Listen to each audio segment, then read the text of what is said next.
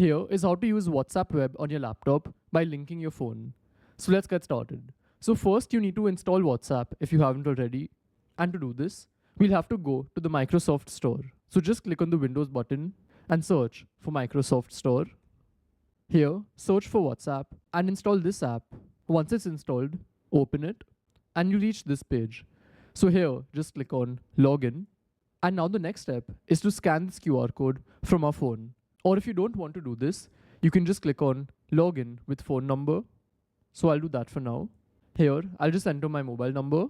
And now on my phone, I have to enter this code. So here, I've come to my phone, and as you can see, I've got this notification from WhatsApp. So just click on it, then click on Confirm, put your fingerprint, and you'll have to enter this code. And now, I'm getting logged in.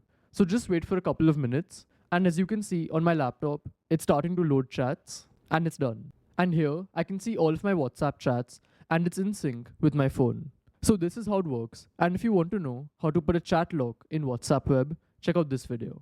Goodbye.